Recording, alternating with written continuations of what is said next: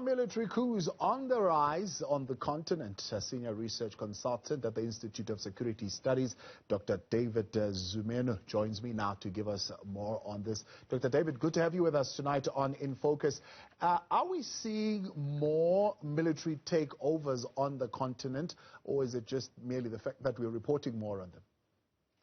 Good evening, Tabo, and good evening to the viewers. Look, if we have to go by the global standard since 1958, when the first coup took place in Egypt, to what happened on the 5th of September, we can count 92 successful military coups among almost 200 attempted coups on the continent. And to apply the same statistics, we used to have 4 military coups almost every year during that period. And at a certain time, I will say from between 1990s and 2000, we have witnessed a reduction of coups simply because many countries embrace the democratization process, moving from authoritarianism to opening the political spaces. Now, what we are seeing in West Africa symbolize the failure or the continuous challenges that democratization is facing, simply because presidents or leaders who are democratically elected are sought with democratic environment, democratic institution, because they believe in the fact that for them to be strong and powerful, state institutions have to be weakened. Opposition leaders need to be in jail, civil society activists need to be arrested, and the power taken away from the people.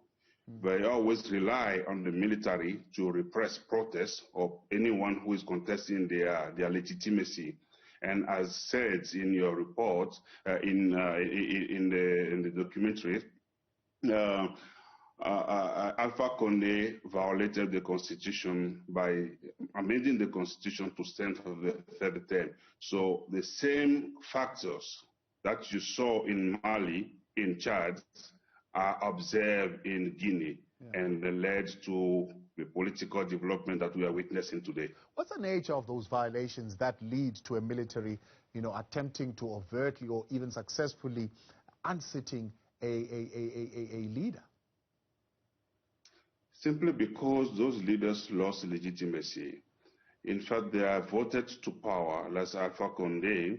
He spent 40 years fighting dictatorship, various governments, from Ahmed Sékou Touré to Lansana Conté to the military ruler Dadis Camara. And he was elected in 2010 to help Guinea move into a democratic country. His job was to consolidate democratic institutions, reinforce the justice system, reinforce the parliament, allow various political constituencies to participate in the political debate. But over the year, he developed kind of the routine about his political blunders, particularly tackling corruption in the mining industry, and also preventing the main opposition leaders from really participating or moving or taking part in the political debate. In that context, you have 2 factors that we need to highlight. The first one is the weakening of the vast majority of the army. I'm talking about the rank and files of the army, but a particular attention to a special unit, which is the Presidential Guard, whose members receive almost everything. They are well equipped, they are well paid, they are well fed, and this is the opposite of what is happening for the majority of elements within the army. In that context, you are creating a kind of friction within the army. But what the trajectory that Guinea is taking, where you have a manipulation of ethnic differences, and when you have weak institutions, the country actually holds no hope for the future. That's why we see the same element created by the president to protect his role turning against him and tell him the country matters more than the personalization of power. Does whether a coup is successful or unsuccessful indicate as to where the country is going to go moving forward? I mean, what's the guarantee that the military taking over will certainly bring the transition and the change for the better? Unfortunately, the post-coup period is always fraught with challenges, uncertainties, and difficulties. Though the coup leaders might make a speech saying that they want to return the country back to democracy, it is not always obvious that those promises are translated into reality. We've seen it already in 2012 in Mali, with Captain Sonogo promising to return his country to democracy, but we've seen how he tried to manipulate the process to hang on to power. We've also seen it in Guinea in 2008 with Captain Dadis Camara, who promised to return the country quickly to democracy, but Guinea experienced serious political violence before the international community, regional partners intervened to help the country hold the elections. This time around, I think various voices are heard, from the UN to the African Union to the Economic Community of West African States, trying to put pressure on the military junta for a quick and speedy return to what they call constitutional order. But this didn't work because what was there was not the constitutional order. The constitutional order needs to be put back into place and for a normal government to be elected. And I hope various political actors, social actors, and with international partners will have to define the framework within which that transition is going to be conducted. Yeah. Are there any positive lessons that can be gleaned from Chad, from Mali, from Niger, and the coups that took place there? I think the positive lesson is to African leaders to genuinely maintain the democratic environment. Constitutions of a country should not be a document that a single individual will wake up and amend when he wants to hang on to power. And the state institutions need to be protected. And failure to do that creates the opportunity for coup leaders to stage the coup, which unfortunately remains serious. Definitely, I think the principle that we can highlight in the Ghanaian situation is the construction of state institutions, which are more or less credible and strong.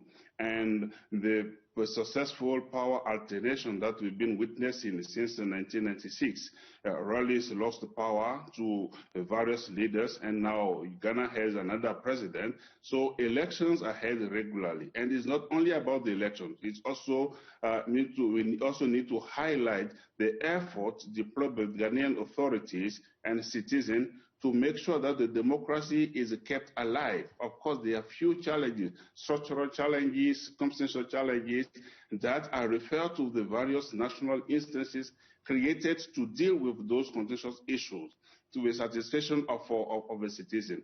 In the absence of internal regulatory mechanism or preventive mechanism, when people, citizens, don't have any other avenues to voice their concern and to seek redress for perceived or real injustice, I think either they will go the violent way or they will prefer to look for the military to settle the situation.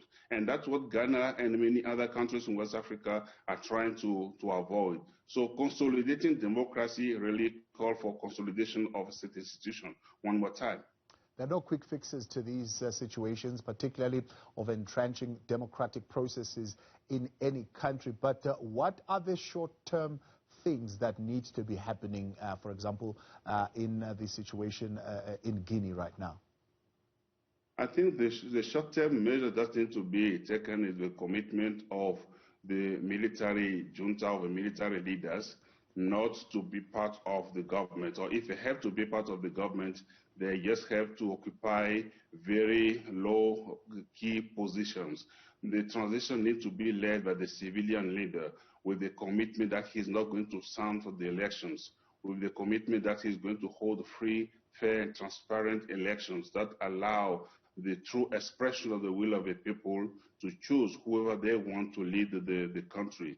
But more importantly, they also need to review the constitution to put in the guarantees that makes it impossible for an individual leader or a political party to simply decide voluntarily without consensus to amend the constitution or to consolidate the personal power. So they need to work on those two fronts to help Guinea get back to a political normalcy characterized by democratic rule.